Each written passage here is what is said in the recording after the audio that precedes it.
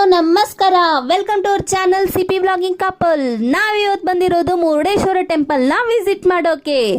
ಈ ಟೆಂಪಲ್ ಇರೋದು ಕರ್ನಾಟಕದ ಉತ್ತರ ಕನ್ನಡ ಡಿಸ್ಟಿಕ್ ಭಟ್ಕಳ ತಾಲೂಕಿನಲ್ಲಿ. ಹಾಗೆ ಈ ಟೆಂಪಲ್ದು ಲಾಟ್ ಆಫ್ ವಿಶೇಷತೆಗಳು ಇದೆ. ಮೇನ್ ಅಂದ್ರೆ ಜನರನ್ನು ಅಟ್ರಾಕ್ಟ್ ಮಾಡೋದು ಆ್ಯಂಡ್ ಸೂಪರ್ ಬ್ಯೂಟಿಫುಲ್ ಆಗಿರುವ ಫುಲ್ ಶಿವನ್ ಟೆಂಪಲ್ ಇದಾಗಿದೆ.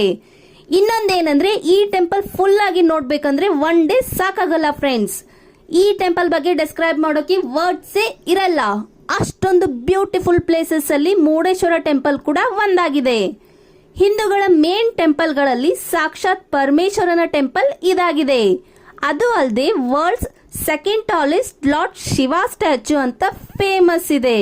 ಅಂಡ್ ಇದರ ಗೋಪುರ ಕೂಡ ಏಷ್ಯಾ ಸೆಕೆಂಡ್ ಟಾಲೆಸ್ಟ್ ಗೋಪುರ ಅಂತಾನು ಫೇಮಸ್ ಆಗಿದೆ. ನೀವಿಲ್ಲಿ ಸೈಡಲ್ಲಿ ಎಲ್ಲ ನೋಡ್ತಾ ಇರ್ಬೋದು, full of greenery, trees, forest, ಎಷ್ಟು ಪೀಸ್ಫುಲ್ ಆಗಿದೆ ಅಂತ. ಆ್ಯಂಡ್ ಇದು ಟೋಟಲಿ ರೋಡ್ ಒನ್ ವೇ ಅಲ್ಲೇ ಇರುತ್ತೆ ಫ್ರೆಂಡ್ಸ್. ಸ್ವಲ್ಪ ನೋಡಿಕೊಂಡು ಕೇರ್ಫುಲ್ ಆಗಿ ಹೋಗಬೇಕಾಗತ್ತೆ. ನಾವು ಹೋಗುವಾಗ ಮಳೆ ಜೊತೆಯಲ್ಲಿ ಫ್ರೆಂಡ್ಸ್, ಆ peaceful place feels like wow ಇತ್ತು. ನೀವೇನಾದರೂ ಬರೋದಿದ್ರೆ ಅಕ್ಟೋಬರ್ ಆ್ಯಂಡ್ ಫೆಬ್ರವರಿ ಇನ್ಸೈಡೇ ಬನ್ನಿ, ನೋಡೋಕೆ ಸೂಪರ್ ಆಗಿರತ್ತೆ. ಇವನ್ ಲೈಫಲ್ಲಿ ಬೆಸ್ಟ್ ಮೆಮೊರಿ ಆಗಿ ಉಳಿಯತ್ತೆ. ನೀವಿವಾಗ ನೋಡ್ತಾ ಇರ್ಬೋದು wow view of Murudeshwar temple. ಈ ಟೆಂಪಲ್ನ ಮೇನ್ ಎಂಟ್ರೆನ್ಸ್ ಇದಾಗಿದೆ ಫ್ರೆಂಡ್ಸ್. ಅದು ಗೋಲ್ಡನ್ ಗೋಪುರಗಳನ್ನ ನೀವು ನೋಡ್ತಾ ಇರ್ಬೋದು, ಎಷ್ಟೊಂದು ಕ್ಲೀನ್ ಆ್ಯಂಡ್ ಬ್ಯೂಟಿಫುಲ್ ವ್ಯೂ ಕಾಣ್ತಾ ಇದೆ ಅಂತ. ಇವನ್ ವೆಹಿಕಲ್ಸ್ನ ಕೂಡ ಇಲ್ಲೇ ಇಡ್ಬೋದು ಫ್ರೆಂಡ್ಸ್.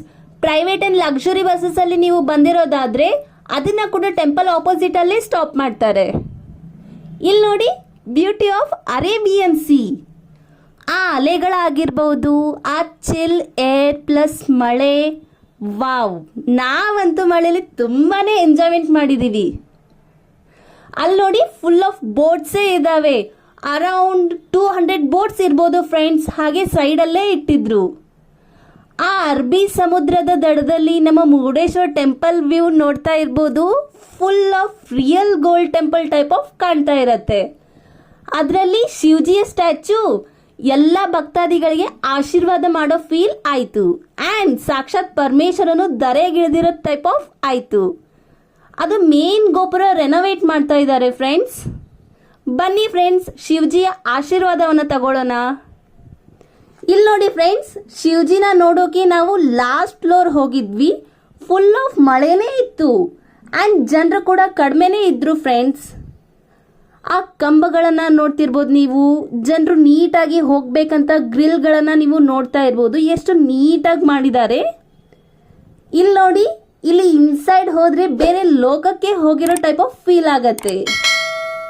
ಶಿವಜಿ ನಿಯರೆಸ್ಟ್ ವ್ಯೂ ಅಂದ್ರೆ ಇದೇ ಆಗಿದೆ ನೋಡಿ. ಆ್ಯಂಡ್ ಬನ್ನಿ ಫ್ರೆಂಡ್ಸ್, ಇಲ್ಲಿರುವ ಪ್ರತಿಯೊಂದು ಸ್ಟ್ಯಾಚ್ಯೂಗೆ ಏನೇನು ಐತಿಹಾಸಿಕ ಸ್ಟೋರಿ ಇದೆ ಅಂತ ನೋಡೋಣ. ರಾಮಾಯಣದ ರಾವಣನ ತಾಯಿ ಕೈಕೇಸಿ ಶಿವನ ಭಕ್ತಿ ಆಗಿದ್ದು, ಸಮುದ್ರದ ಮರಳಿನಿಂದ ಶಿವನ ಮೂರ್ತಿ ಮಾಡಿ ಪೂಜೆ ಮಾಡುವಾಗ ಜೋರಾದ ಅಲೆಯಿಂದ ನೀರಲ್ಲಿ ಹೋಗ್ತಾ ಇತ್ತು. ಇದನ್ನ ರಾವಣ ನೋಡಿ ಶಿವನ ಆತ್ಮಲಿಂಗವನ್ನೇ ತಗೊಂಡು ಬರ್ತೀನಿ ಅಂತ ಪ್ರಮಾಣ ಮಾಡ್ತಾರೆ. ಅದಕ್ಕೋಸ್ಕರ ಶಿವನ ತಪಸ್ ಮಾಡ್ತಾರೆ. 1 ತಿಂಗಳು ಆದರೂ ಕೂಡ ಶಿವನು ದರ್ಶನ ಕೊಡಲ್ಲ. ಅದಕ್ಕೆ ಇಡೀ ಕೈಲಾಸ ಪರ್ವತವನ್ನೇ ಕೋಪದಿಂದ ರಾವಣನು ಎತ್ತಿ ಬಿಡ್ತಾರೆ. ಇದನ್ನ ನೋಡಿ ಶಿವ ಭಕ್ತಿಗೆ ಮೆಚ್ಚಿ ದರ್ಶನ ಕೊಟ್ಟಾಗ ರಾವಣನು ಶಿವನ ಪತ್ನಿ ಪಾರ್ವತಿ ದೇವಿಯನ್ನೇ ವರವಾಗಿ ಕೇಳುತ್ತಾರೆ. ಶಿವನು ಕೂಡ ಪಾರ್ವತಿ ದೇವಿನ ಕಳುಹಿಸುತ್ತಾರೆ.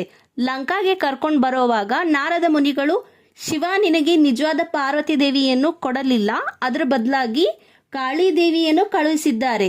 ಮತ್ತೆ ನಿಜವಾದ ಪಾರ್ವತಿ ದೇವಿಯು ಪಾತಾಳದಲ್ಲಿ ಇದ್ದಾರೆಂದು ಹೇಳಿದ್ದು ಕೇಳಿ ರಾವಣನು ಪಾರ್ವತಿ ದೇವಿನ ಕಾಡಲ್ಲೇ ಬಿಟ್ಟು ಮಂಡೋದರಿನ ಪಾರ್ವತಿ ದೇವಿ ಅಂತ ಅನ್ಕೊಂಡು ಲಂಕಾಗೆ ಕರ್ಕೊಂಡು ಹೋಗಿ ಮದುವೆ ಆಗ್ತಾರೆ. ಆವಾಗ ತಾಯಿ ಕೈಕೇಸಿ ಲಿಂಗದ ಬಗ್ಗೆ ಕೇಳಿದಾಗ ಮೋಸ ಆಗಿದೆ ಅಂತ ಅರಿವು ಮಾಡಿಕೊಂಡು ರಾವಣನು ಇನ್ನೊಮ್ಮೆ ಶಿವನನ್ನು ತಪಸ್ ಮಾಡುತ್ತಾರೆ. ಆವಾಗ ಶಿವನು ಬರದೇ ಇರೋ ಕಾರಣ ರಾವಣನು ತನ್ನ ತಲೆಗಳನ್ನು ಕತ್ತರಿಸೋಕೆ ಶುರು ಮಾಡ್ತಾರೆ. ನೋಡಲಾಗದ ಶಿವನು ಪ್ರತ್ಯಕ್ಷವಾಗಿ ಏನು ಬೇಕು ಅಂತ ಕೇಳಿದಾಗ ಶಿವನ ಆತ್ಮಲಿಂಗವನ್ನೇ ಕೇಳ್ತಾರೆ. ಶಿವನು ಭಕ್ತಿಗೆ ಮೆಚ್ಚಿ ಆತ್ಮಲಿಂಗವನ್ನೇ ಕೊಟ್ಟಾಗ ಒಂದು ಷರತ್ತನ್ನು ಹಾಕ್ತಾರೆ. ಆತ್ಮಲಿಂಗ ಕೆಳಗಡೆ ಇಟ್ಟರೆ ಅದರಲ್ಲಿ ಇರೋ ಶಕ್ತಿ ಮರಳಿ ನನಗೆ ಬರುತ್ತದೆ ಅಂತ ಹೇಳ್ತಾರೆ. ಇದನ್ನು ನೋಡಿ ನಾರದ ಮುನಿಯು ವಿಷ್ಣು ಮತ್ತು ಗಣೇಶದ ಸಹಾಯಕ್ಕೆ ಮೊರೆ ಹೋದಾಗ ವಿಷ್ಣುವಿನ ಸಹಾಯದಿಂದ ಸಂಜೆ ಆಗೋ ಹಾಗೆ ಮಾಡಿದಾಗ ಸಂಜೆ ಸಮಯದಲ್ಲಿ ಸಂಧ್ಯಾ ವಂದನೆ ಮಾಡೋಗೋಸ್ಕರ ರಾವಣನು ಅಲ್ಲಿರೋ ಬ್ರಾಹ್ಮಣನ ವೇಷದಲ್ಲಿರುವ ಗಣೇಶನ್ನು ಕರೆದು ಸಂಧ್ಯಾ ವಂದನೆ ಮಾಡಿ ಬರೋವರೆಗೂ ಜೋಪಾನವಾಗಿ ಈ ಆತ್ಮಲಿಂಗವನ್ನು ನೋಡ್ಕೊ ಅಂತ ಹೇಳ್ತಾರೆ. ಗಣೇಶನು ಬುದ್ಧಿಯಿಂದ 3 ಬಾರಿ ಕರೆಯುತ್ತೇನೆ, ಬಾರದಿದ್ದರೆ ಆತ್ಮಲಿಂಗವನ್ನು ಇಲ್ಲೇ ಇಟ್ಟು ಬಿಡ್ತೀನಿ ಅಂತ ಹೇಳಿದ್ದಕ್ಕೆ ರಾವಣನು ಒಪ್ಕೊಂಡು ಹೋಗ್ತಾರೆ. ಆವಾಗ ಗಣೇಶ ಬುದ್ಧಿವಂತಿಕೆಯಿಂದ 2 ಬಾರಿ ಮೆಲ್ಲಗೆ ಕರೆದು 3ನೇ ಬಾರಿ ಗಟ್ಟಿಯಾಗಿ ಕರೆದು ಕೆಳಗಡೆ ಇಟ್ಟು ಬಿಡ್ತಾರೆ. ಆವಾಗ ವಿಷ್ಣುನು ಕೂಡ ಸಂಜೆನ ಹೋಗೋ ಹಾಗೆ ಮಾಡ್ತಾರೆ. ಆವಾಗ ರಾವಣನಿಗೆ ತುಂಬ ಕೋಪ ಬಂದು ಗಣೇಶನ ತಲೆ ಮೇಲೆ ಜೋರಾಗಿ ಹೊಡೆಯುತ್ತಾರೆ. ಮತ್ತು ಅದೇ ಸಿಟ್ಟಲ್ಲಿ ತನ್ನ ಎಲ್ಲ ಶಕ್ತಿಯಿಂದ ಆತ್ಮಲಿಂಗವನ್ನು ನೆಲದಿಂದ ಮೇಲೆ ಎತ್ತೋಕ್ಕೆ ಪ್ರಯತ್ನ ಮಾಡ್ತಾರೆ. ಆವಾಗ 4 ಚೂರುಗಳಾಗಿ ಹೊರಬೀಳುತ್ತವೆ. ಅವೇ 4 ಸ್ಥಳಗಳು ಸಜ್ಜೇಶ್ವರ, ದಾರೇಶ್ವರ, ಗುಣವಂತೇಶ್ವರ ಮತ್ತು ಮುರುಡೇಶ್ವರ.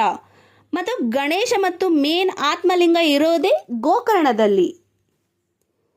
ಸೊ ಇದೆಲ್ಲ ಐತಿಹಾಸಿಕ ನಿಜವಾದ ಸ್ಟೋರಿ ಇದಾಗಿದೆ ಫ್ರೆಂಡ್ಸ್. ಇಲ್ಲಿ ನೋಡಿ, ಋಷಿ ಮುನಿ ಗಣೇಶ ಟ್ರೀ ಕೆಳಗಡೆ ಕೂತಿರುವ ಬ್ಯೂಟಿಫುಲ್ ಸ್ಟ್ಯಾಚ್ಯೂಸ್. ಮತ್ತು ಇದೆಲ್ಲ ಅಪ್ಪರ್ ಫಾರ್ಟ್ ಅಗೂಡ ಅಂತ ಓಲ್ಡ್ ಫಾರ್ಟ್ ಟೈಪ್ ಆಫ್ ಇದೆ, ಬಿಗ್ ಆ್ಯಂಡ್ ನೀಟಾಗಿ ಇದೆ.